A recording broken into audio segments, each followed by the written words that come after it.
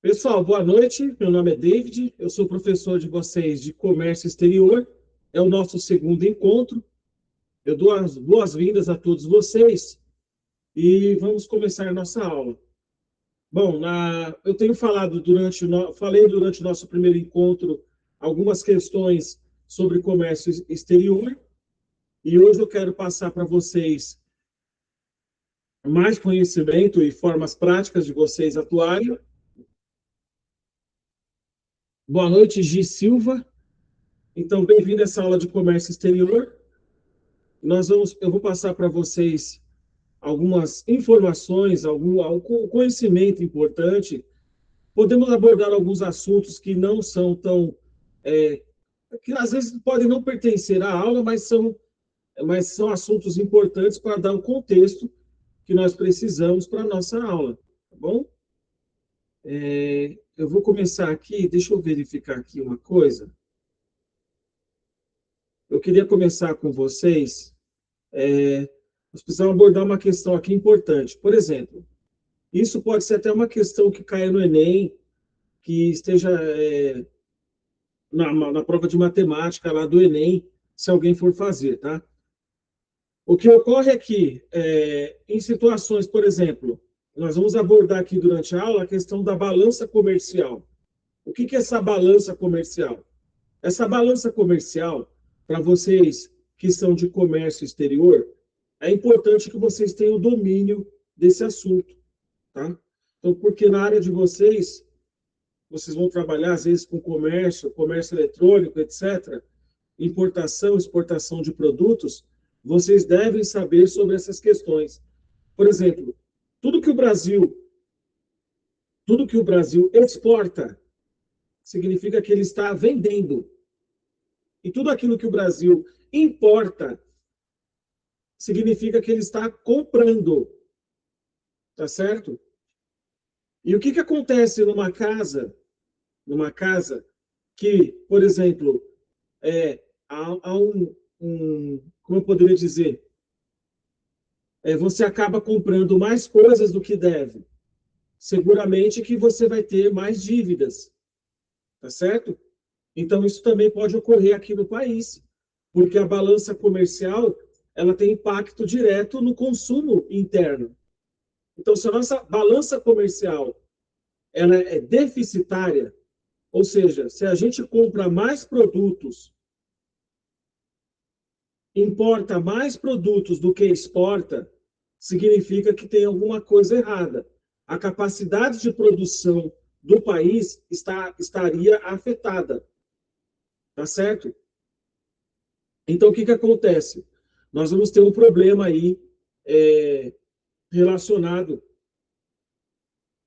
à balança comercial do país. Isso pode ter impacto nos preços, nas vendas diretas aos consumidores aqui, né? Você pode estar sentindo aí o impacto do preço dos alimentos quando você vai ao mercado, e você pode também ter algumas outras questões, por exemplo, geralmente aquele produto que você quer comprar, que você vai no shopping, etc.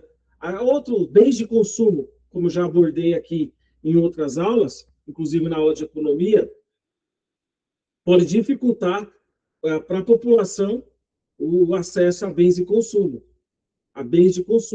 geladeira, fogão, máquina de lavar, etc. Dito isso, porque a balança comercial ela vai impactar preços aqui no país. Então, é comum, por exemplo, as pessoas ouvirem falar de balança comercial no jornal, mas elas não têm ideia do impacto que aquilo tem na sociedade. Tá certo? Então, deixa eu ver se eu acho aqui o vídeo que eu preparei para vocês. Eu preparei um vídeo aqui, eu queria mostrar para vocês. Cadê? Esse aqui, ó, tem um vídeo aqui que eu queria... Eu vou verificar aqui, deixa eu ver. Aqui, ó. Esse aqui.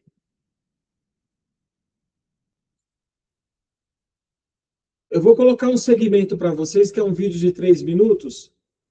Em seguida, eu vou abrir a apresentação que vai ser compartilhada com vocês. Deixa eu ver aqui se eu acho esse vídeo.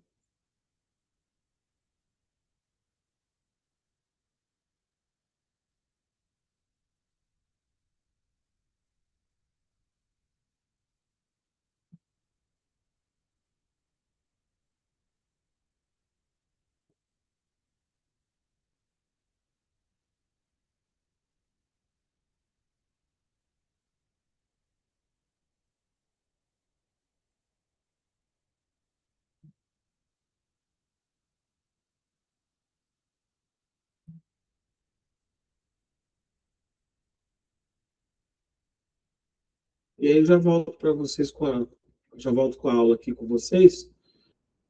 Deixa eu ver se está disponível. Mas se não tiver, não tem problema, tá, gente?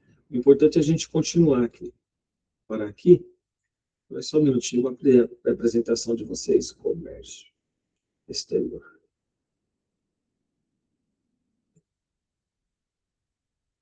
Tomara que não tenha nenhum problema com o meu vídeo hoje, né? Deixa eu ver aqui uma coisa. F5, ok?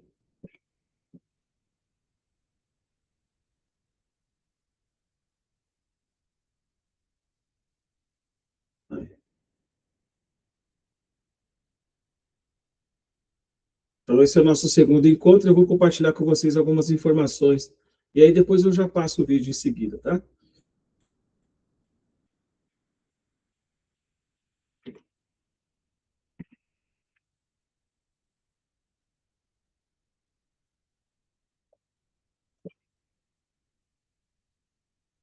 Professor, você deve estar se perguntando aí, você que é o aluno, que é estudante de comércio exterior.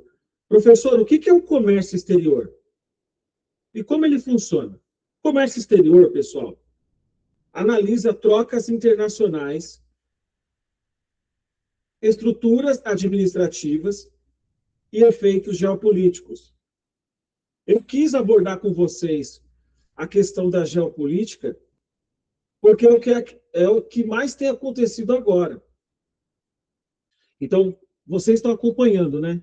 Eu já falei, eu já tenho falado aqui há várias aulas com vocês, principalmente o pessoal de economia e legislação aduaneira, e tem mais, acho que matemática financeira. Economia, matemática financeira, legislação aduaneira. Eu já tinha abordado com o pessoal essas questões. A geopolítica, ela tem uma influência muito forte agora na questão do comércio exterior. Então, o que eu falei para o pessoal das outras aulas, das outras disciplinas? Principalmente, acho que foi economia. Eu dei uma aula de introdução à economia, aí falamos sobre Adam Smith, etc. Aqui tentei abordar um pouquinho de Karl Marx, não foi possível. Mas o que acontece, gente? Para vocês terem uma ideia, eu tinha abordado com o pessoal, eu tinha comentado o seguinte, não é que o professor quer ser o sabe-tudo, não, mas a gente estuda que é para isso mesmo, tá? Para ter resposta. O que acontece? Eu tinha conversado com o pessoal de economia o seguinte, quando o governo ele interfere muito na economia, o que acontece com a economia? A economia que dita as regras de um país, que derruba até o governo, pode derrubar até o governo, dependendo do caso, se aquela economia ela não for sustentável. Eu tinha comentado com a equipe de economia a questão dessas questões. Então, nós temos uma geopolítica agora muito agressiva na questão do comércio exterior. E aí, a política econômica agora, ela tem sido usada como arma, como contra países que não, por exemplo, até de forma ideológica, a geopolítica tem entrado nos outros países. Então, eu não preciso falar. Vocês devem estar acompanhando pela televisão, através dos noticiários, essas questões envolvendo os Estados Unidos, envolvendo o resto do mundo, envolvendo a China, envolvendo o Iraque. Então, o que acontece? Eu não tinha falado para vocês o que acontece quando um país interfere demasiado na economia de outro país. O que acontece? A economia começa a dar sinais negativos. Então, o que aconteceu agora? Nós tivemos uma taxação, uma supertaxação, isso acho que foi há 3 meses atrás, né? Há 3, 4 meses, 5 meses atrás, tivemos uma supertaxação dada pelos Estados Unidos, agora nós tivemos de novo a mesma taxação dada ao Brasil, e aí, quer dizer, misturou. Agora está numa mistura de geopolítica com ideologia política interferindo na economia. E eu já tinha falado para o pessoal da economia, da turma de economia, essas questões. Lá no princípio, quando eu dei a aula, eu tinha conversado com o pessoal, eu tinha avisado, olha, quando o governo começa a interferir muito na economia, isso não é bom, acaba prejudicando as nações, acaba prejudicando o comércio desses países. E isso vai atrapalhar muito a economia. Quem vai sentir no bolso não são os mais ricos, são os mais pobres. É sempre os mais pobres que acabam pagando. E eu tinha falado com vocês sobre isso lá no começo, da aula de economia, principalmente, essa questão. Então, nós temos o comércio exterior agora, como eu posso dizer, ele está muito dopado por geopolítica e ideologia política, tá certo? Então, por exemplo, nós temos agora um comércio exterior, uma geopolítica usada como arma contra nações que não são, digamos, favoráveis aos interesses norte-americanos. Então, eles estão usando a geopolítica como arma. E isso é extremamente perigoso. Isso é extremamente perigoso. Então, o que aconteceu nesses tempos atrás? O Irã, ele foi invadido, os Estados Unidos matou o líder, o Khamenei, ele matou o líder supremo do Irã. Mas aquele país tem que ser livre. Mas aquele país é um país que causa, que tem repressão. Os países, eles têm os seus assuntos internos, tá certo? Que precisam ser resolvidos internamente, porque, por exemplo, no caso do Irã, o Irã, ele não é assim, ele não começou assim agora. O Irã está assim desde 1979. O Irã tem a mesma idade que eu, tá certo? Então, o que acontece? Todas essas questões envolvendo o Irã são meramente ideológicas, porque o Irã era uma monarquia. Então, quando o rei foi deposto do Irã, quem assumiu foi o pai do Ayatollah Khamenei, tá certo? O pai do Ayatollah que morreu, o líder supremo que morreu. Então, quem assumiu foi o pai dele. Ele foi o segundo, de 79, estava com 85 anos, então ele assumiu o lugar do pai dele. Mas o pai dele já era um líder, um Ayatollah, um chamado líder supremo lá, muçulmano, que acabou depondo. Houve uma série de situações, eles depuseram aquele líder econômico, aquele líder, o rei, que era o regente lá do Irã, em 79, colocaram ali as suas regras e costumes. Então, nós temos uma nação que vem aceitando as imposições dos líderes do Irã há 46 anos. Então, vamos lá, de uma hora para outra, você invade aquele país, mata o líder daquele, sendo que a própria a população aceitou essa situação lá. A população aceitou, tá certo? Por quê? Se a população não aceitasse essa situação, já no começo teria guerra, teria, enfim, as pessoas iriam para a rua, iriam se manifestar, logo lá em 79 mesmo. Então, a população apoiou essa situação lá. Durante 40 anos, funcionou. Tá certo? No começo, acho que do ano passado, no começo, acho que desse ano, tivemos um incidente lá que as pessoas foram para a rua. E aí o regime se manifestou. Tá certo? Então, é um assunto interno, delicado, que precisa ser resolvido com aquela população.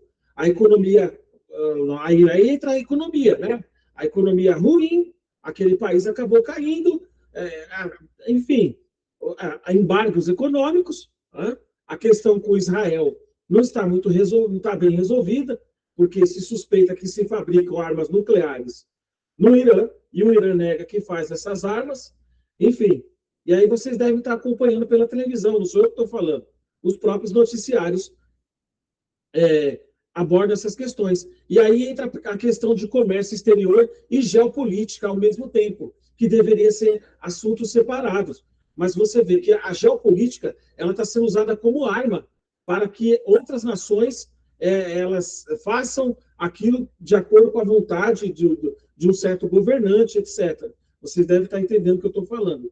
Então, o comércio exterior, eu não falei para vocês, eu tinha avisado a equipe de economia aqui, a turma de economia, quando há uma interferência de governo em cima da economia, isso, pessoal, eu já acostumei, já acompanho há muito tempo, isso que eu estou falando para vocês, eu tenho base para falar para vocês, porque estudo sobre isso e acompanho isso há pelo menos 20 anos.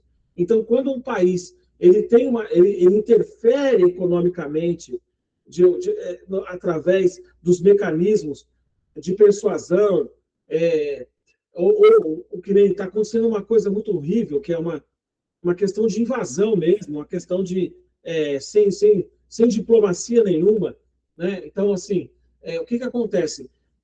Essas nações começam, a economia dessas nações começam a patinar, porque há uma interferência externa, há uma geopolítica nociva, tóxica, que está transformando o comércio exterior numa situação delicada para todos os países, tá certo? Então, nós vamos precisar de estratégia logística para o país. Estou falando do Brasil agora. Vamos precisar de uma estratégia logística tremenda aqui, porque nós não podemos ficar reféns de uma geopolítica ideológica, tá certo? Isso trará consequências no futuro? Com certeza, tá certo? Muita coisa vai acontecer para aí 5, 10 anos, tá? Vai acontecer muita coisa, porque há uma interferência brutal nas economias dos países. Invasões, fomento de guerra, tá certo? Sem necessidade, tá? Sem necessidade. Por quê? Já tiveram tempo para resolver, que nem eu estou falando para vocês aqui, a questão do Irã, já tiveram tempo para resolver, são 46 anos, o mesmo regime, não começou agora, desde 1979, que esse país ele foi, eles depuseram o rei, esse rei, o filho dele está refugiado nos Estados Unidos, acho que ou no Canadá, se eu não me engano, mas ele está refugiado, eles se refugiaram. Exatamente como aconteceu aqui no Brasil Colônia, no Brasil Império. Vocês devem se recordar que aí teve lá, nós tínhamos o Dom Pedro II, nós tínhamos os imperadores, os monarcas aqui no país, e aí eles foram lá, voltaram, né? A família real saiu aqui do Brasil, voltaram para Portugal, etc., foram para outros países, e você... Então, assim, parece que a história ela só muda, muitas vezes parece, dá a impressão que a história só muda personagens, mas é a mesma coisa, né? Então, assim, as coisas vão acontecendo muito rápido. E, então, nós tivemos agora taxações sobre o país, novamente, o país, os Estados Unidos sobretaxou o Brasil, né? Então, assim, como eu estava falando para vocês, por que você de comércio exterior, quando você vai analisar o que é uma balança comercial? Isso pode cair como uma questão do Enem, tá certo? Então, eu estava explicando no começo aqui para a Fernanda que chegou, eu estava explicando, boa noite, Fernanda, eu estava explicando aqui para a turma o que é a balança comercial. Quando se fala em balança comercial, o que você entende por balança comercial? Tudo aquilo que o país vende e tudo aquilo que o país importa, ou melhor, compra, né, se refere à importação, ele está comprando muita coisa, e exportação, ele está vendendo mais do que importando. Então, para nós, o que importa é se o país ele está exportando mais do que importando. Então, à medida que o Brasil ele importa mais produtos, significa que a capacidade produtiva ela não está 100%, ela tá deficitária. Então, vai existir o quê na balança comercial? Pergunta de milhões. O que vai acontecer? A balança comercial vai ser o quê? Deficitária. Ela se torna uma balança comercial deficitária. Agora, e se o país está vendendo muito para fora, tem uma capacidade produtiva maior, aí a balança comercial está superavitária. Superavitária. Guardem essas palavras, porque vocês vão ver aí no dia a dia de vocês. Tá certo? Então, é isso que acontece. Você pode ter uma balança comercial superavitária ou deficitária. E nós vamos ter impacto direto na economia local, porque nós não estamos com a capacidade produtiva 100%. Então, por exemplo, nós tivemos agora uma questão que envolve algumas empresas, porque, por exemplo, e aí eu vou entrar novamente na questão geopolítica. A questão geopolítica, ela está contaminando o comércio exterior. Então, uma nação, ideologicamente, enfim, não sei, não dá para explicar exatamente o porquê de uma insanidade, uma coisa assim, não me entra na cabeça, não entra. Eu fico pensando qual que é a razão de fazer uma coisa dessa. O americano entende que deve apoiar Israel naquilo que eles fazem nas guerras, nos conflitos com os países do Oriente Médio. Então, houve uma invasão no Irã, o supremo líder lá do Irã morreu. Não resolveram antes, querem resolver a tapa, enfim, na força. O que acontece? O Irã falou assim, tudo bem, eu não tenho condições de vencer o seu exército. Eu estou aportuguesando a situação, né? Eu não tenho condições de vencer esse exército. Eu não tenho condições de mandar, eu não vou mandar tropas minhas para o outro país a 600 quilômetros. Israel deve ser mais ou menos 600 quilômetros? Não, deve ser 1.200 quilômetros do Irã, tá certo? 1.200, 1.500 quilômetros. Então, eu não vou mandar minhas tropas lá. Vou perder homens lá? Não. Ó, nós temos aqui um estreito, isso eu estou falando em português, claro, para vocês entenderem. Nós temos aqui um estreito, foi isso que eles pensaram, foi isso que eles fizeram, imagina, foi isso que eles na prática foi isso que eles fizeram, tá? Ó, nós temos aqui um estreito, ele chama-se Estreito de Hormuz. Vocês conhecem? Vocês devem conhecer, né? Então, lá, ó, o plano do Irã, né? Nós temos um estreito aqui, nós vamos fazer o seguinte, aqui, a boa parte da produção de petróleo passa por aqui. Então, por exemplo, gente, quando eu estou falando assim de petróleo, no modo geral, o mundo precisa de petróleo. O mundo. Plástico tem lá uma composição que tem lá um subproduto do petróleo, tá certo?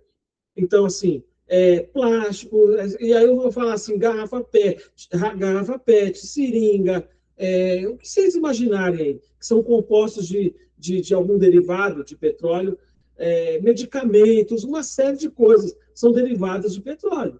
Então, o que eles fizeram? Nós vamos fechar esse estreito. Vamos fechar. A produção mundial não passa por aqui?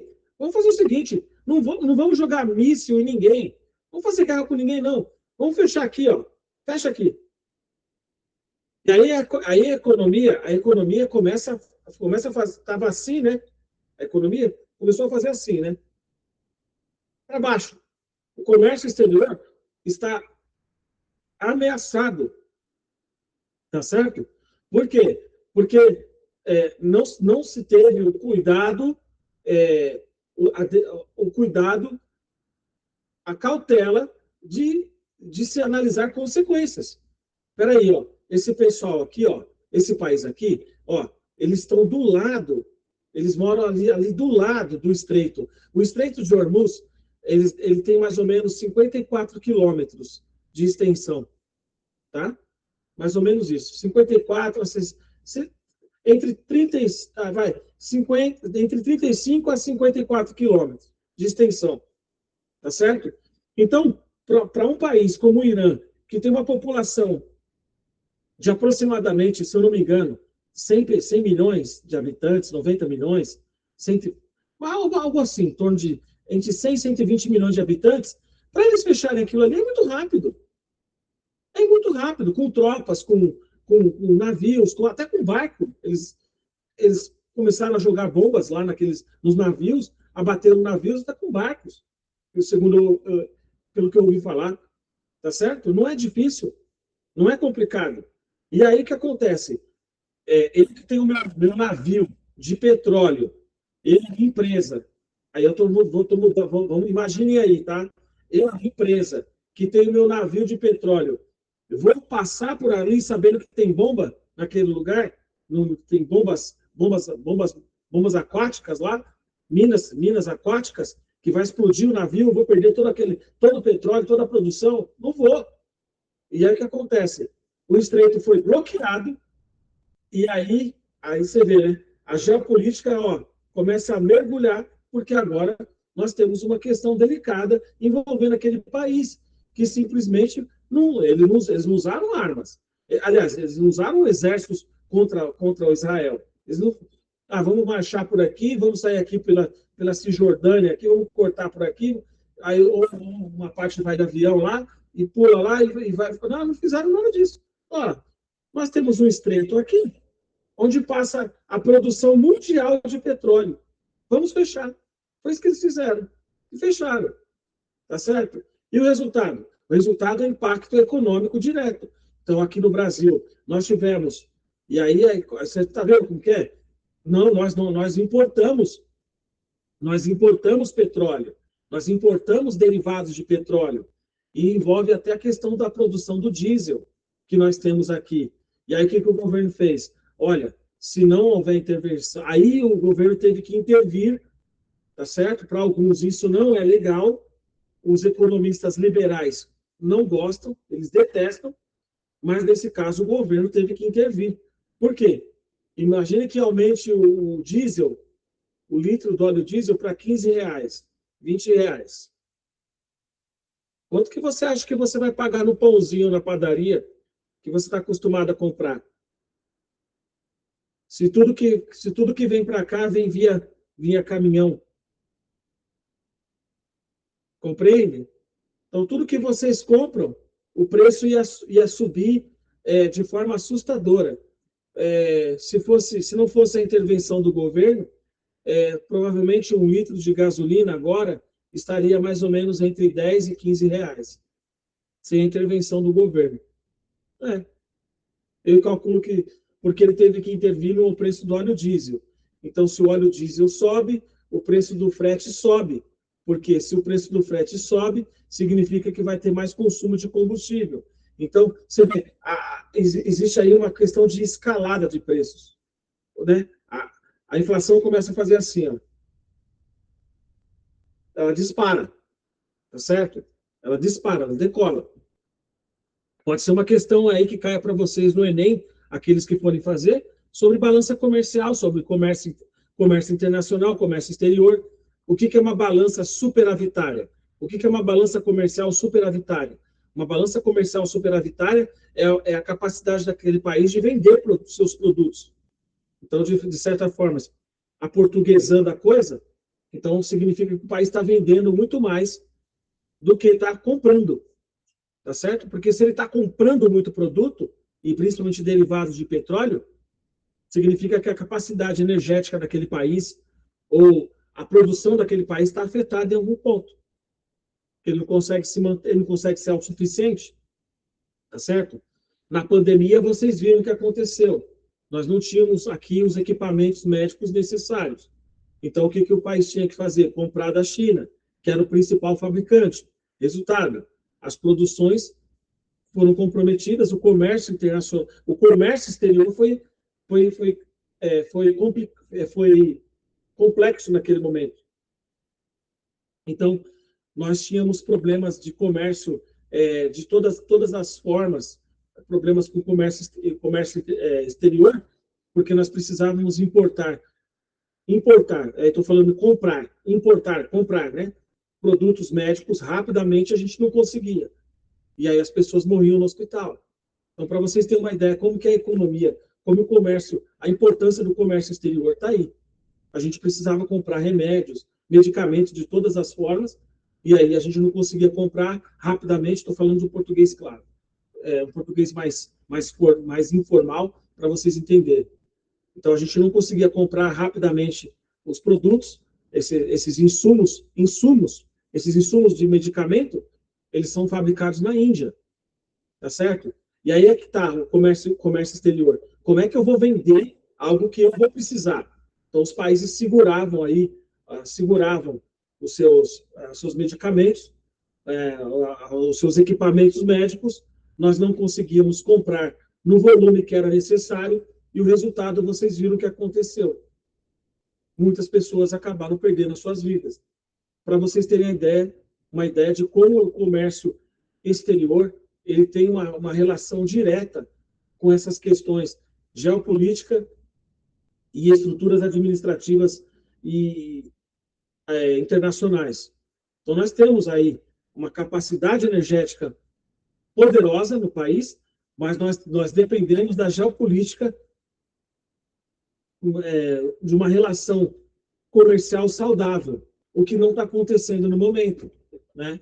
E aí eu não posso dizer para vocês que não vamos ter mais conflitos armados, como a gente está presenciando, daqui para mais ou menos 5, 10 anos, nós vamos ter algumas coisas aí, algumas calamidades, porque está uma política muito agressiva, uma geopolítica nociva, que já causou, né? Já causou muitos estragos. Então, agora eu tive a notícia que o Estreito de Hormuz ele foi reaberto, ele está reabrindo, porque vocês devem ter acompanhado pela televisão, o presidente norte-americano falou com o presidente do Irã, que na verdade ele é um representante, o presidente do Irã não é realmente o presidente quem manda lá é o líder supremo e a guarda revolucionária. Então, o presidente americano, mas o presidente ele é como se fosse um porta-voz, um representante diplomático, tá certo? Então, ele foi lá e eles assinaram um acordo, tá? Pode ser que esse acordo prospere ou não. Então, dá para perceber que o comércio exterior ele está muito misturado com a geopolítica. Não era para ser assim. Era para as coisas fluírem de forma mais tranquilas. Olha, eu tenho meu país, eu quero negociar com o seu, vamos assinar acordos aqui de comércio entre as nações, e acabou. Agora, nós tivemos uma situação inédita. É inédita. Nós tivemos aqui no país um presidente, quem está acompanhando a história sabe o que eu estou falando, né? Nós temos um país, que é os Estados Unidos, e na figura do seu presidente, usando a geopolítica como arma, tá certo? E isso prejudica o comércio internacional. E haverá consequências depois. Mesmo depois de ele não ser mais o presidente da nação dos Estados Unidos, haverá consequências. Haverá consequências. Ainda que se troque lá o presidente, porque todo mandato ele é tampão, né? Onde nos regimes democráticos, cada 4 anos você troca o seu representante se você quiser. E lá haverá consequências, mesmo depois que ele saia do governo, haverá consequências, porque existe já uma desconfiança. Olha, eu não vou... E aí o que acontece? Essa desconfiança vai ser extremamente nociva para os Estados Unidos. Porque o que acontece? Agora as nações são prejudicadas, se sentem prejudicadas, ameaçadas. Ocorreu situações na Venezuela e no Irã, que isso a gente já sabe, está mais do que público e notório. Mas e outros tipos de negócios estranhos, enviesados com outras nações.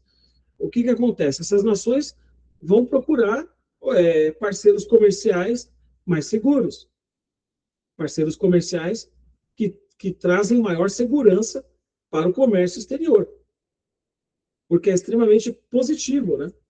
Então, ao passo que os Estados Unidos se preocupa com conflitos armados e até com uma certa ideologia, a China está tranquila, está fazendo seus comércios. Você não ouve falar da China em questões de conflitos armados, o que mais? Invasão. Se fala muito que possivelmente eles podem invadir Taiwan. Gente, a China não precisa invadir Taiwan. Vamos ser sinceros.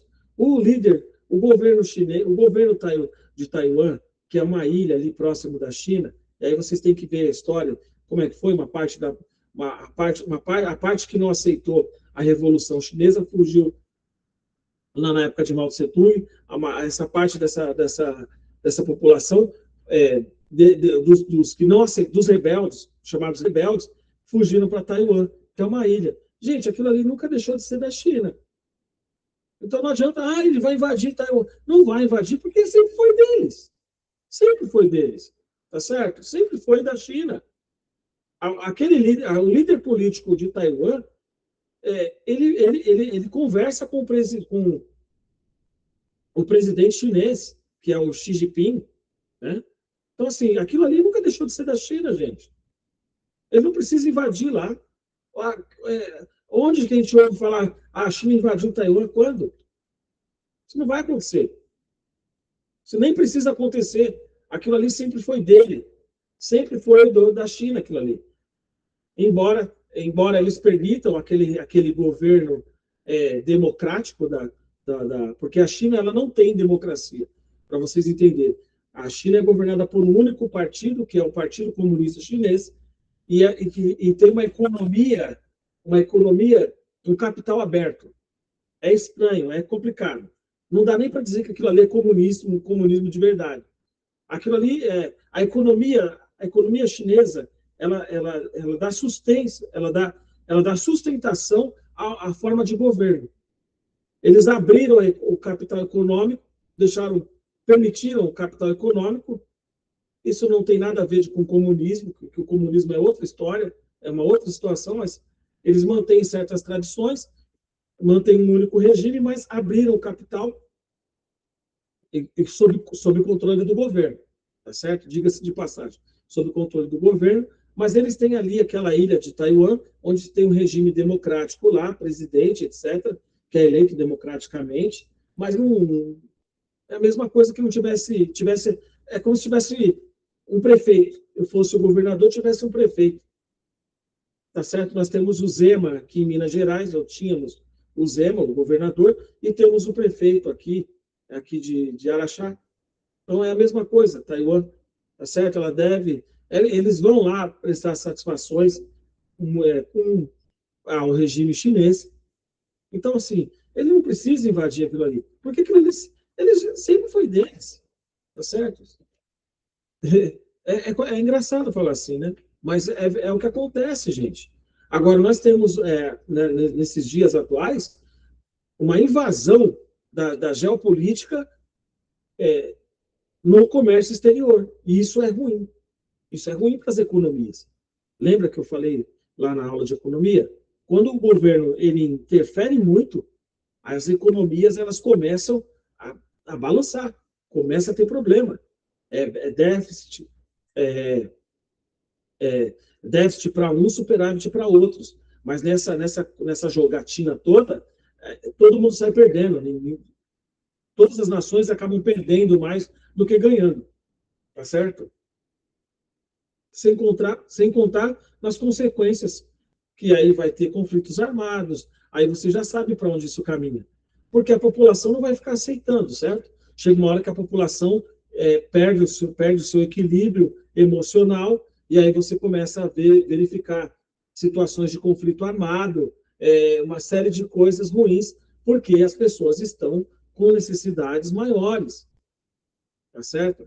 Então, para resumir, para fechar essa história, tivemos 46 anos para resolver, para conversar com o Irã, aí houve sanções internacionais, mas essas sanções não surtiram efeito, também não se chegou rapidamente a uma solução, logo no começo, depois de 79, poxa, em 85, a gente aqui no Brasil estava no regime militar ainda, ninguém resolveu nada, nem em 85, nem em 90, nem em 95, nem nos anos 2000, nem em 2000 até 2010. Agora nós estamos quase em 2030, praticamente isso. Falta 4 anos para chegarmos em 2030, essa é a verdade. E agora, meio que no supetão, querem resolver na força do braço. Não vai resolver, não vai trazer benefícios para nenhuma nação, tá certo? Esses conflitos só vão prejudicar ainda mais, porque já tivemos tempo suficiente para resolver essa história, para tentar ajudar a resolver as situações, mas ninguém se manifestou, ninguém fez nada, e só alguém estava ganhando alguém estava tendo resultado com a situação lá, porque não é possível, tá certo? Não é possível. Então, do jeito que está, não é possível. Mas, assim, alguém teve lucro com a situação do Irã durante esse tempo todo. Isso não começou agora, tá certo? Então, o comércio exterior, ele analisa trocas internacionais, estruturas administrativas e efeitos geopolíticos.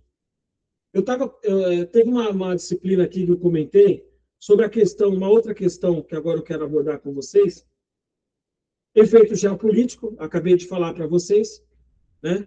Estruturas administrativas.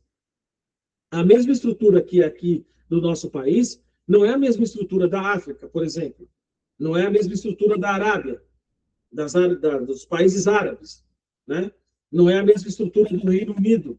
Eles têm departamentos mais simples ou mais complexos. Vai depender da intensidade de comércio que nós temos com esses países.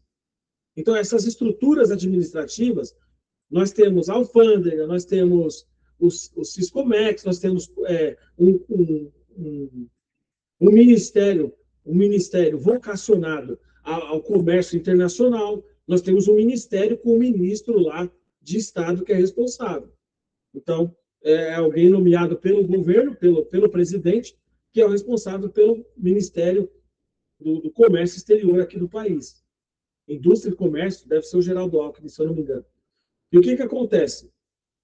Então, as estruturas administrativas, elas são diferentes. Não é todo mundo igual. Pode ser mais burocrático, pode ser mais fácil. Pode ser mais complexo, pode ser menos complexo. Tá? Mas essa estrutura administrativa, ela existe. Então, por exemplo, na Europa, em relação, nós fechamos um acordo de comércio de livre comércio com a Europa. Para quem não sabe, nós temos agora um acordo de livre comércio com a Europa, Mercosul e a União Europeia, que são mais ou menos 25 países, um público aproximado de 700 milhões de consumidores, que vão se juntar, vão comprar produtos brasileiros com mais facilidade, e nós esperamos que daqui a alguns anos, quem sabe, né, nós também possamos comprar produtos europeus com mais facilidade e mais baratos aqui no país, uma vez que esse é um livre comércio entre as nações aí, e menos tarifas, etc. Né? Então, o que acontece? A Europa, ela tem uma política, ela tem agricultura também, ela tem uma agricultura, ela também comercializa a carne. E aí vocês viram, acho que no mês passado, se eu não me engano, ou faz umas 3 semanas e meia, que aí a Europa ia bloquear a carne do país, aqui do Brasil. Por quê? Porque a carne a carne que estava sendo, a carne comercializada aqui do país, a Europa determinou o seguinte, que quais medicamentos que estavam sendo usados no gado aqui no país. Então, houve uma ruptura aí, né? Falou, nós vamos comprar alguns produtos, mas a carne não vamos comprar. Porque vocês têm que conversar com... Eu estou falando português claro, tá, gente? Espero que vocês entendam. A Europa se posicionou dessa maneira. A carne de vocês tem um problema aí. Nós precisamos saber que tipo de medicamento que a carne de vocês usa. Então, a Europa tem um rigor muito mais forte do que o Brasil, nesse sentido. Tá certo? E aí eles falaram, nós vamos bloquear a carne. Se vocês não falarem para nós que tipo de antibiótico vocês usam no gado de vocês, que tipo de remédio eles tomam, nós não vamos comprar a carne. Nós podemos comprar outros produtos, mas a carne de vocês está vetada. E aí foi rapidamente uma situação, eu não vou precisar me inteirar aí do que aconteceu. Tá? Mas basicamente a carne foi bloqueada. Nós vamos comercializar outros produtos. A carne não. E a carne é fator econômico dos mais fortes, né? Que é a nossa agricultura e pecuária, que é o mais forte aqui no Brasil. Aqui no país, gente, o que temos de mais forte em relação ao comércio exterior é carnes. Carnes e carnes e sementes, né? Milho, soja, açúcar, sempre foi assim. Eu não sei por que agora parece que parece que o país está um pouco mais evoluído, né, nessa situação, e a gente começou a olhar um pouco mais para a indústria. E aí vocês devem estar mais a par do que eu até, né, que é a questão dos metais das terras raras. As terras raras, elas assim, de terra rara não tem nada, não é nada raro, né? Não tem nada de raro. Na verdade, é um tipo de minério que é um concentrado de minério. Eles são 17 minerais que você encontra, né, numa, numa massa, certo? Numa massa, você consegue localizar. A dificuldade que se tem com as terras raras é a separação desses minerais. É extremamente complexo e se exige uma ciência, uma química, enfim, técnicas muito mais tecnológicas, muito mais elaboradas. Então, a dificuldade é a separação desses minérios que nós temos nas terras raras. E o que acontece? Então, agora me parece que o país começou a olhar um pouco mais. Olha, nós não queremos só permitir que as empresas se instalem aqui, façam a exploração mineral e levem os recursos daqui. Isso já foi muito feito e não deu certo. Agora me parece que o país ele quer também a tecnologia, o maquinário para a exploração das terras raras também. Então como se fosse uma troca, né? Um intercâmbio. Você me explora aqui as terras que você quer, você faz as pesquisas que você quiser aqui, tá certo? Leva para o seu país o mineral que você quiser, mas a tecnologia é nossa. Nós queremos a tecnologia que você está comercializando aqui. Então, é isso que está sendo feito, é isso que está sendo tratado. Por isso está um pouco mais. Tá em negociação essas questões.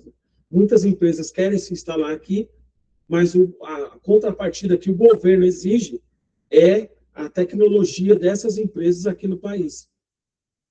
Tá certo? Que vai servir para outros benefícios também, né? Então, como eu estava falando para vocês, então, você vê, nós temos estruturas, nós sabemos exatamente quais são as estruturas aqui no nosso país, né?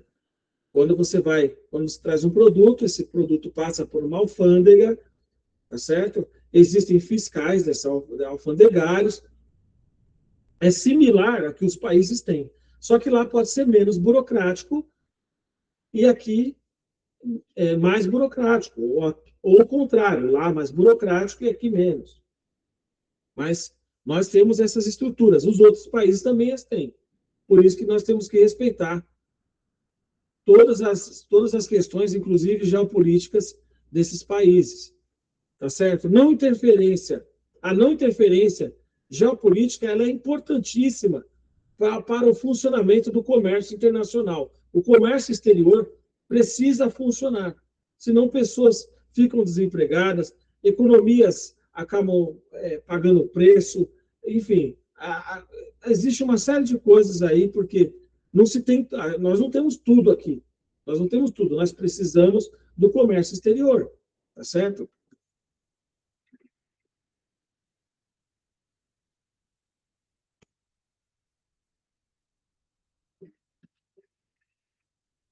Comércio internacional é um conjunto de práticas para a troca de bens e serviços entre países. Destaque para, não vou repetir, tá? Destaque para Sistema Harmonizado, SH, NCM, na classificação de mercadorias. Importância da padronização para estatísticas e logística. Existe a forma desses produtos entrarem nesses outros países. A mesma laranja que você consome na sua casa não é a mesma laranja que é vendida para os americanos. Não é a mesma laranja que é vendida para os europeus. Elas têm uma classificação diferente. Tem melhor embalagem? Tem.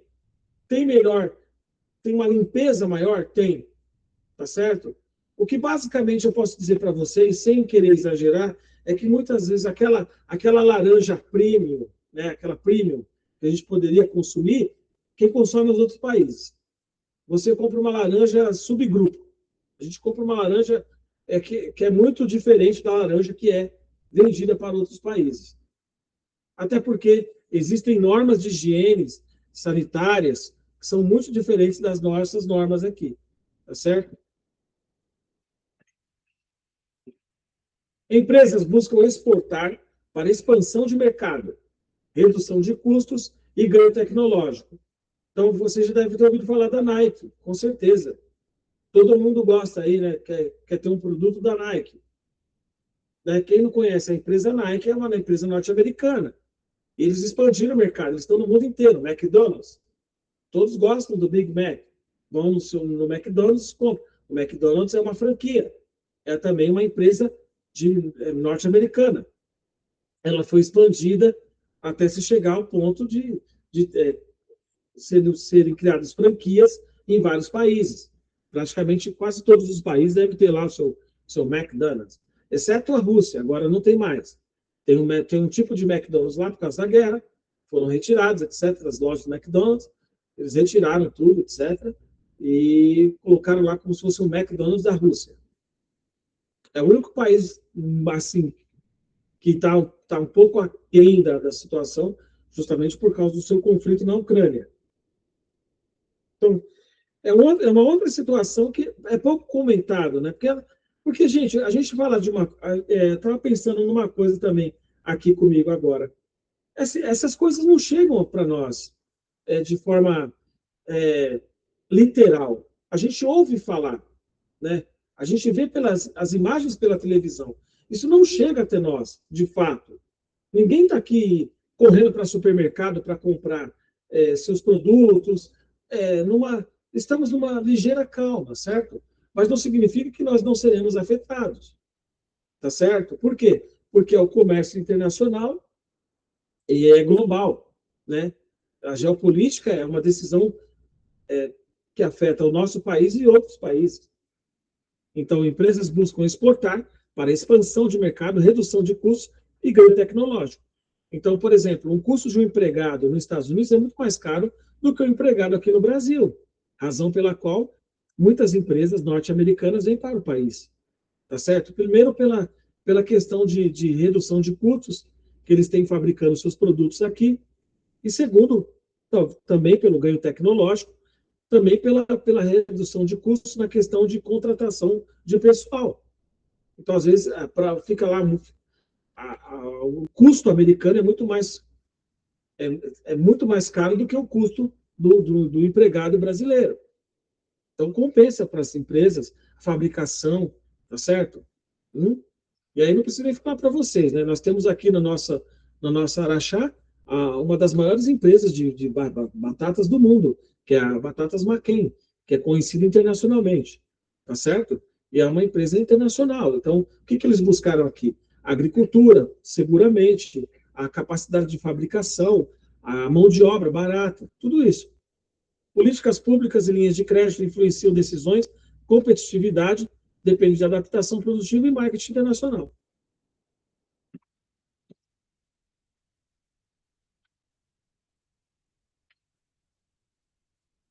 Aí é o que eu falei para vocês lá no começo da aula. Impacto macroeconômico. Vamos lá. Exportações, que o país está vendendo, né? O país está vendendo, ó. Está vendendo, exportando. Afeta a balança comercial, câmbio e geração de divisas. Governos usam tarifas, incentivos e controles cambiais para equilibrar o saldo e proteger a indústria. Efeitos distributivos e fiscais são relevantes. É basicamente assim, nosso país ele precisa proteger, de certa forma, as indústrias. Só que assim, nós temos agora montadoras de carros chineses aqui no país. Esse pessoal precisa vender, tá certo? Precisa vender. E daqui a pouco, e o carro elétrico, queira ou não queira, é uma realidade, né? Ao passo que as montadoras estão desenvolvendo seus carros a gasolina e álcool, flex, nós temos agora a realidade do carro elétrico, tá certo? Tem gente falando que está rodando 1.200 quilômetros. Tem carro que roda 1.200 quilômetros sem precisar abastecer. É disso que eu estou falando. Daqui a pouco o pessoal se engrenar mesmo esse negócio aí, o pessoal já não vai comprar mais carro. A gasolina, flex. Vai todo mundo querer comprar o elétrico. Eu estava vendo agora, estava vendo até um vídeo de um rapaz que é Uber. Ele falou, gente, eu tenho o meu custo, se eu fosse gastar com gasolina, com combustível, eu gastaria R$ 5.600, pelo que eu rodo com o meu carro. Mas com o elétrico eu estou gastando R$ 900. Eu abasteço esse carro na minha casa mesmo, carrego ele na minha casa e saio para trabalhar. Então, você vê, é uma exportação. O Brasil permitiu a montagem, né? O Brasil deve ter vendido alguns produtos, deve não. Nosso principal parceiro comercial é a China, com 60% na balança comercial. Então, nós temos um acordo entre os governos através do BRICS, e o país agora nós temos a fábrica da BID, acho que em Camaçari, na Bahia, e nós temos a comercialização do carro elétrico. É uma realidade, gente. Isso afeta a vida econômica aqui do país. E os motoristas de Uber estão adorando a ideia. Muitos têm trocado seus carros por carros elétricos. Governos usam tarifas, incentivos e controles cambiais. Aí você vê, aí não tem interferência, né? O governo permitiu a instalação da fábrica, a unidade está lá produzindo o carro. Tem uma outra fábrica, que eu não sei qual é o nome, esqueci o nome agora, mas também está vendendo um Geely, que é um outro carro, eu não sei se é esse o nome exatamente, tá? Mas Geely, vou chamar de Geely, ou Geely, Geely. Então, esse é um outro carro elétrico também, que o pessoal está comentando, bastante econômico. Então, vocês começam a perceber que existe aí, mas existe uma troca, tá? Isso não é de graça. Para eles montarem uma fábrica onde foi montada agora, existe um acordo entre os países. Não é tudo, não é de graça. A fábrica lá no meu país começa a fabricar carro lá. Não é assim que funciona. Houve uma negociação extensa, planos, enfim, né? E aí se tem lá esses benefícios aí. Aí eles começam a vir para cá, fabricar seus carros, começam a comercializar, enfim. Né? Então aí então o governo ele vai ter que encontrar um jeito, encontrar uma maneira de proteger a indústria do país, porque nós temos uma indústria automotiva aqui e ela não pode ser quebrada ou descontinuada simplesmente porque agora o país está comprando o carro elétrico, tá certo? As pessoas estão preferindo comprar os seus carros elétricos, tem carros muito bons. Só que nós temos já uma indústria instalada aqui. Então, o governo tem que proteger essa indústria. Tá certo?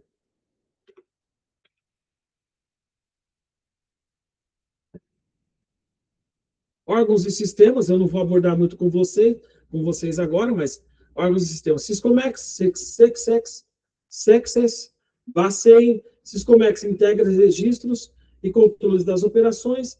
Sexes formula políticas e Bacen regula câmbio. Coordenação entre órgãos é crucial para agilidade e conformidade nas operações internacionais. Então, nós temos um câmbio aqui, né? Quanto ao dólar.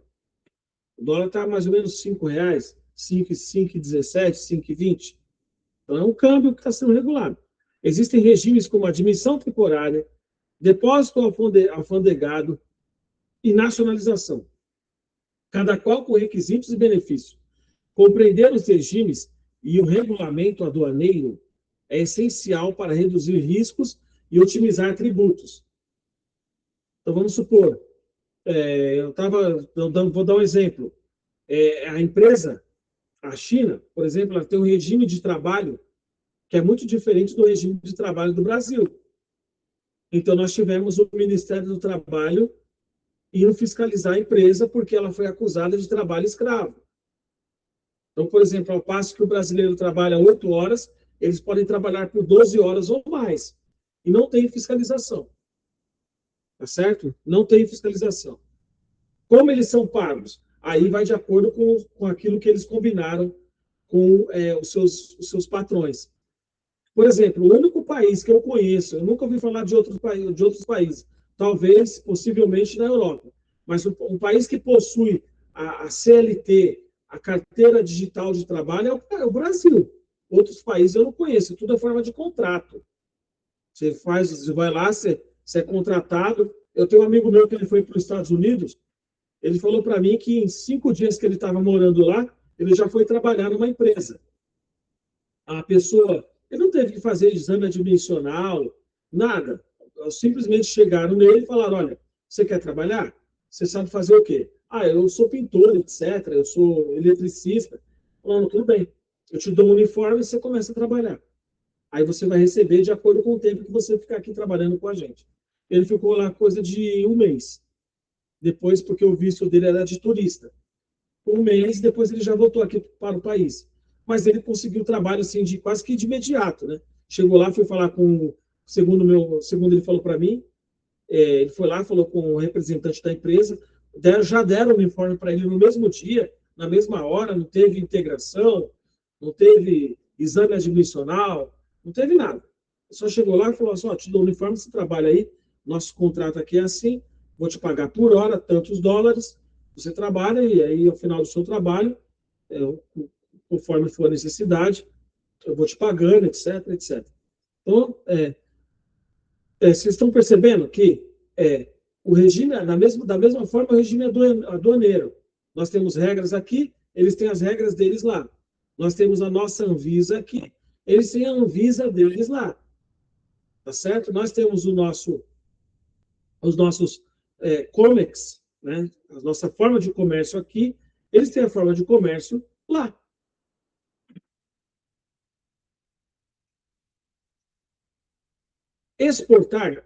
Exportação é tudo de bom. Vender, né? Vender. Exportar reduz carga tributária. Lógico, você está ganhando dinheiro, né? Exportar reduz carga tributária. IPI, ICMS, geralmente não incidem sobre exportações. Receitas de exportação são excluídas do PIS, COFINS, isso é agora, tá, gente? Isso era tudo incluído, tudo incluso antigamente, e agora que está separando, tá? Isso não é a realidade já de muito tempo do Brasil. Essas mudanças estão ocorrendo agora, né?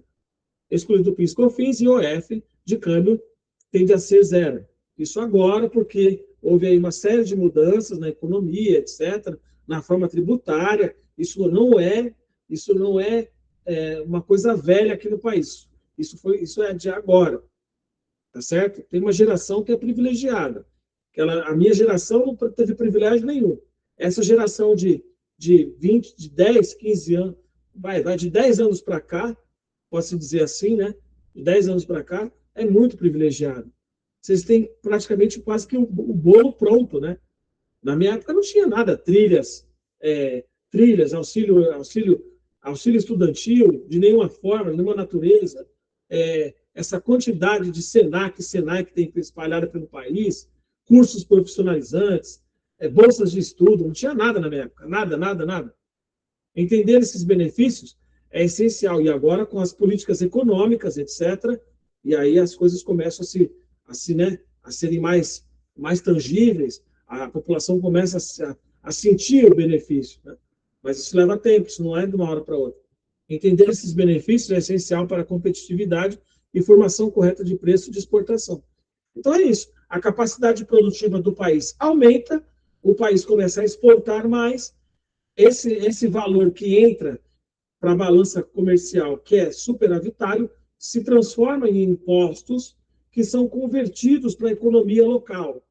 E assim você consegue ver uma estrutura de escola, hospital sendo construída, etc. Porque aí aquele país ele começa a enriquecer. Não estou dizendo que as pessoas enriquecem, mas o país em si, através dos impostos, da cobrança de taxas ou da exportação, começam a ser beneficiados. Né? Eu já falei aqui, acho que falei na aula de economia muitas vezes sobre isso. A questão de países que são envolvidos com trabalho escravo, empresas, diga-se de passagem, que são de determinados países, elas acabam sofrendo mais, etc. Ninguém quer comercializar com um país que está tudo irregular. E aí a questão prática. A exportação, ela vai exigir documentação e preços. Documentos essenciais, fatura comercial, conhecimento de embarque, certificado de origem e registro no Siscomex. O Siscomec, vocês vão precisar acessar o site lá para vocês se inteirarem melhor como é que funciona. Basicamente é isso. Vocês vão ter a legislação aduaneira. É possível vocês serem agentes de legislação aduaneira, fazer o desembaraço aduaneiro? É possível, desde que vocês se qualifiquem. E os salários são excelentes. Precisa ter faculdade? Não precisa. Precisa querer se cadastrar lá no site, no próprio site. Você começa como auxiliar aduaneiro, vai estudando sobre a aduana. Acho que depois de 2 anos, você pode trabalhar no desembaraço aduaneiro e ganhar algum dinheiro. Tá? É bem significativo. Preço de exportação deve considerar custos logísticos. Quem não quer, né? E aí, inglês, pessoal, inglês na ponta da língua, tá? Se for trabalhar aí com desembaraço aduaneiro, você ser um despachante aduaneiro, leva tempo, mas você vai ter uma profissão pro resto da vida e vai ganhar super bem, sem precisar de faculdade. Algumas exigem aí, algumas empresas, né? Estou falando de empresas. A faculdade de comércio exterior, mas se você tem um curso técnico e tem a qualificação para o desembaraço aduaneiro, é uma boa oportunidade aí, garante bons rendimentos, mesmo sem você ter faculdade, com um bom nível de inglês e o conhecimento de despacho aduaneiro, vocês podem se qualificar aí, ó, e ganhar aí um salário até razoável, viu? Eu acho que está pagando muito bem. Não sei, mas não vou ter uma base de salários aqui, mas se paga muito bem, sim, tá? Para despachante aduaneiro. Começa como ajudante de despachante aduaneiro, aí você dominando ali as formas de comércio e câmbio entre os países, você acaba se tornando um despachante aduaneiro. Tem uma prova que você faz, eu acho que é na Receita Federal, se eu não me engano. Você faz uma prova na Receita Federal, passa a ser despachante aduaneiro e ganhar aí um dinheiro um salário bem razoável, bem acima da média. Preço de exportação deve considerar, fica a dica, né? Preço de exportação deve considerar custos logísticos, tributos, seguros e financiamento disponível.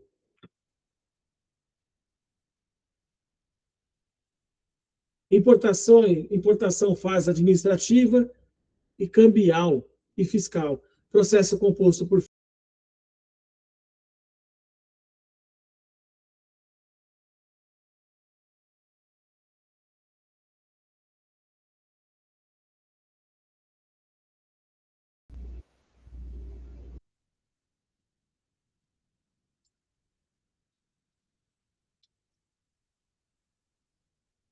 voltar aqui com a nossa apresentação.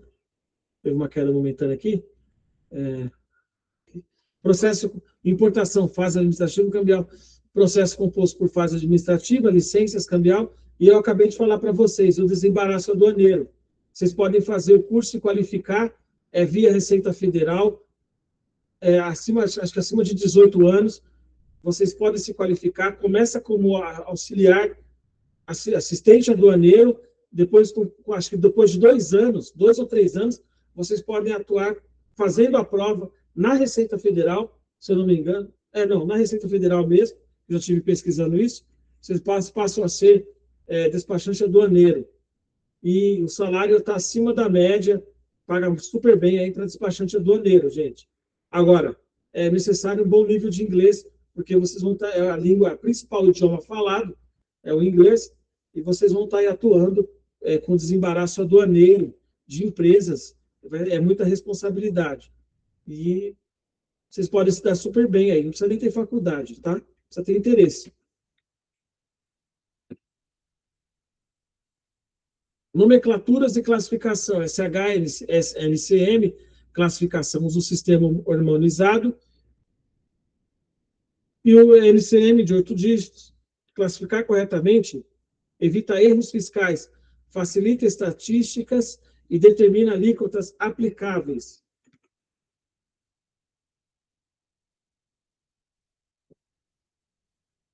Existem modalidades pré e o pós-embarque. Pré-embarque e pós-embarque.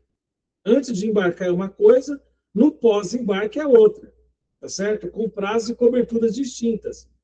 BNDES, Exim, ACC. A escolha adequada influencia fluxo de caixa, capacidade competitiva no mercado externo. Então, vocês já estão recebendo em primeira mão as informações que vocês precisam para que, quando vocês estiverem na área de comércio exterior e vocês, né, forem para a área de despachante aduaneiro, auxiliar de aduana, tem várias profissões aí que vocês podem exercer no comércio exterior, você já tem que ter essa noção. Tem capacidade competitiva no mercado externo. E você tem que escolher, você tem que fazer as escolhas corretas de produtos e mercadorias que vocês vão comercializar. Incoterms. O que são os incoterms? Definem responsabilidade por frete, seguro, desembaraço. Selecionar termo correto, reduz risco comercial e clarifica custos logísticos.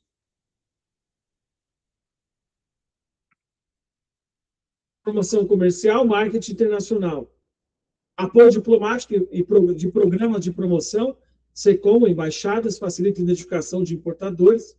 Marketing internacional exige adaptação de produto, embalagem e comunicação para mercados-alvo.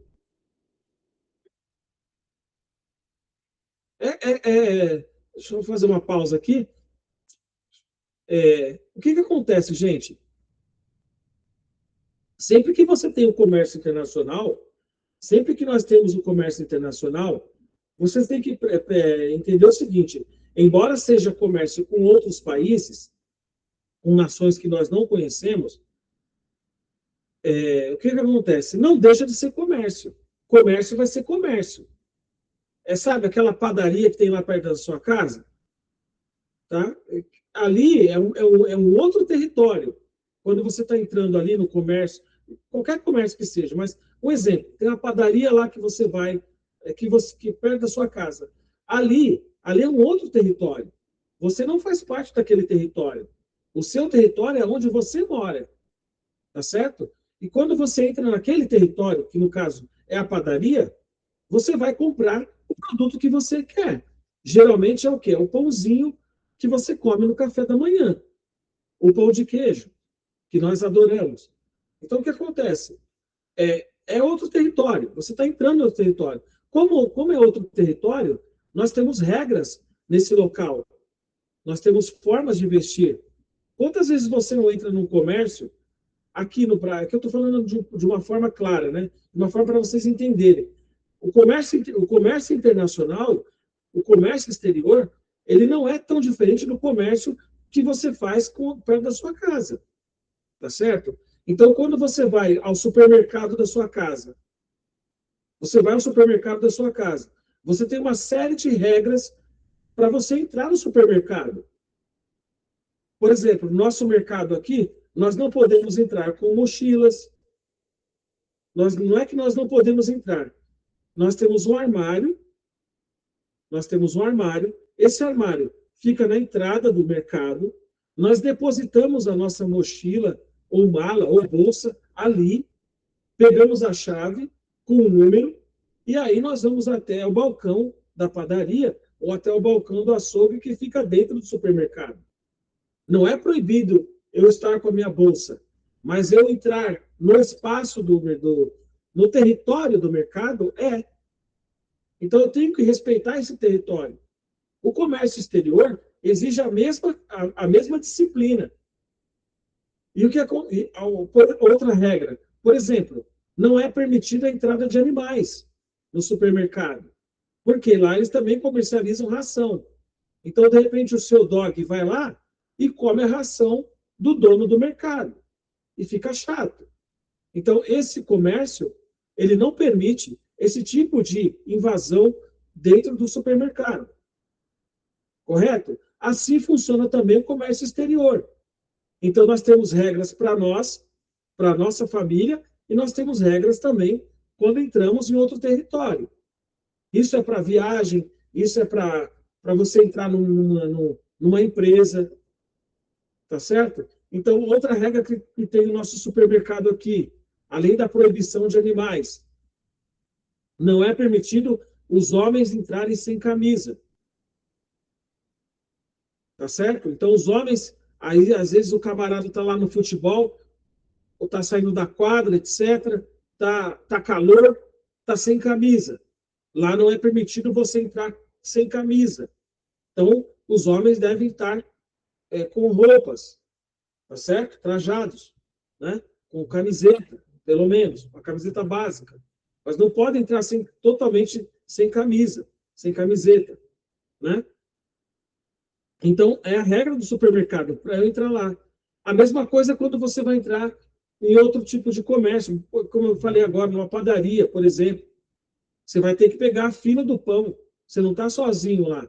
Você tem a fila do pão, outras pessoas querem comprar, você não vai furar a fila para comprar o seu pão. Você vai pegar a fila, como todo mundo, e esperar a sua vez até que você faça o seu pedido e receba o pãozinho que você foi comprar. A mesma coisa é o comércio exterior. É a mesma coisa. Então, comércio é comércio. Não significa que o comércio é, diferente, é tão diferente. Ele, na verdade, ele tem regras que se aplicam àquele país. Mas não significa que essas regras são regras assim que insuperáveis, que você não consegue cumprir. Você consegue cumprir, desde que você esteja disposto. Tá certo? Eu não posso ser despachante aduaneiro. Eu não tenho a certificação para isso. Para eu me tornar um despachante aduaneiro, eu devo fazer um curso específico na área, me candidato à vaga de assistente aduaneiro, pelo que eu pesquisei, me passado algum tempo, depois acho que 2 ou 3 anos, eu posso me candidatar. Aí eu vou fazer uma prova para saber se eu já domino a matéria de comércio internacional, e aí sim eu posso aplicar essa prova e me tornar um despachante aduaneiro. E a mesma coisa é para a vida, a mesma coisa é para um trabalho, um emprego que você está começando agora. Você conseguiu aquele emprego, você vai ter as regras da empresa, você tem as suas regras, a empresa tem as regras dela. As minhas regras têm que se adequar às regras da empresa. Eu não posso estar dentro da empresa e querer seguir as minhas regras. Porque se eu estiver lá dentro e eu quiser seguir as minhas regras, o que vai acontecer? Vai dar conflito. Tá certo? É o que acontece muitas das vezes. Então, aí é que tá, né? Esse conflito é o quê? É a geopolítica que eu falei para vocês durante toda a aula. Quando acontece a interferência política, a geopolítica desastrosa, que nem a gente está vendo acontecer, a interferência geopolítica na economia afeta o comércio exterior. Né? Então, vamos taxar, porque se não fizer o que a gente está falando, vamos taxar, que nem foi feito agora. O comércio exterior foi usado como arma. Então, usaram como arma para prejudicar outros países. Ou persuadir esses países a fazer o que o chefão, entre aspas, estava pedindo lá. Então, não deu certo. Teve que recuar. Aí entra a questão da justiça. Então, você vê, eu tenho as minhas regras, o comércio exterior tem as regras dele, e nós temos uma regra geral. Então, essa regra geral precisa ser cumprida, tá certo? E assim como você entra num comércio, aqui no seu bairro, o mercado no seu bairro, ou a padaria, né? Como eu acabei de falar para vocês, assim como nós entramos lá e temos as regras lá, nós também temos as regras de comércio exterior, que precisam ser conhecidas e aplicadas. O conhecimento sobre tarifas, o conhecimento sobre a legislação. Muitos de vocês aqui não sabem, mas, por exemplo, o iPhone que é comercializado nos países japoneses, nos países japoneses e nos países árabes, eles não têm o FaceTime. Por quê? Porque a mulher muçulmana, de acordo com as regras islâmicas, ela só pode ser vista pelo próprio marido. Ela não pode ser. Elas usam o hijab. Então, o que acontece? Nesses países, é permitido comercializar o iPhone? É permitido. Porém, ele não tem o FaceTime. Não tem. Outros aparelhos que são comercializados não vai ter câmera. Justamente para não, porque eles têm regras diferentes. Tá certo? Então, eu, como já trabalhei representando a Apple aqui no país, há muito tempo atrás, eu tinha que lidar com situações que eu tinha que reprovar aparelhos que eram comprados no exterior. O iPhone que é vendido aqui no Brasil é o iPhone homologado pela Anatel. E se ele não é homologado pela Anatel, e ele entra aqui no país de forma irregular, sem ser. Se ele é um aparelho homologado, você tem o número do e-mail no aparelho. Se esse e-mail é homologado pela Anatel, é aprovado pela Anatel aqui no país, você consegue usar esse aparelho aqui. Se caso ele vem de outro país e o número do e-mail lá não é homologado aqui no país, provavelmente esse aparelho ele terá algumas restrições, né? E eu, como eu cuidava desse tipo de aparelho, eu chegava para a pessoa e falava, olha, você estava lá nesse determinado país, eu queria perguntar para você, sabendo que ele não era homologado, não é que não estou te atribuindo nenhuma culpa, mas você não pensou que poderia sofrer algumas restrições quando trouxesse esse aparelho aqui para o país? E sabe como é que é, né? Lá é mais barato, mas esse aparelho não é homologado. Ele, inclusive, pode sofrer bloqueios por parte da Anatel, como já aconteceu, porque ele pode ser um aparelho que é usado para crime. Então, a Anatel vai lá e bloqueia. Então, você vê, olha como que a regra de comércio ela é severa. Ao mesmo tempo que ela é simples, ela pode ser severa em algumas situações. Porque eu tenho regras. Essas regras elas têm que ser cumpridas. Então, eu já lidei com situações de eu ter que resistir clientes e falar para eles, olha, eu não tenho como resolver uma situação que você provocou. Porque quem comprou o aparelho foi você. Você comprou um aparelho. Esse aparelho, eu estou pesquisando aqui na minha base de consulta, ele não é homologado pela Anatel. E se ele não é homologado, eu vou ter que falar o português muito claro. Olha, eu não tenho ferramentas para te auxiliar. Em alguns casos, a critério da empresa, eu poderia encaminhar esse cliente para uma assistência técnica. Ó, o senhor pode ir numa assistência técnica porque ocorreu uma situação delicada com o seu aparelho, e aí, nesse sentido, você pode procurar assistência técnica para obter maiores informações. Né?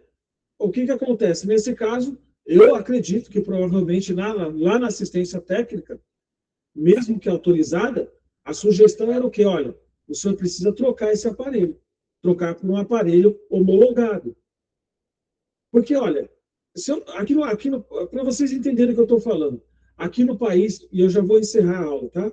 Aqui no país eu tenho Claro, Vivo, Oi e TIM. São as 4 maiores operadoras. Eu tenho suboperadoras que fornecem acesso de internet, né? Aí nós temos a Giga Plus, eu tenho aqui a Algar na minha casa, tem telefone também da Algar, né? Eu não conheço muito bem a empresa, mas eu sei que ela tem. Tem chip da Algar, assim, lá nos Estados Unidos é muito diferente, muito. Nós temos pelo menos umas 4 grandes e umas outras, pelo menos umas 20 operadoras diferentes. Nós temos sinal analógico aqui? Temos. Deixa eu ver, analógico? Não temos mais o analógico. Aqui o Brasil adotou a banda larga, né? A banda larga digital. E meio que baniu a banda analógica. Lá nós temos rádio, nós temos analógico, nós temos banda larga, nós temos tudo. Porque tem pessoas que moram lá na Califórnia, que moram lá no interior, lá não sei de onde, que não vai ter a banda digital lá, mas vai ter o analógico. Então tem aparelho analógico que ainda funciona lá. Aqui no país nem adianta entrar. Nem adianta, porque não funciona mais. Aqui nós adotamos o digital. Nós queremos o digital. Então, E observem essas singularidades. São singularidades. Cada país tem o seu jeito de se trabalhar. Então, exemplo do que eu falei para vocês agora. Não é porque um aparelho a mesma marca vendida aqui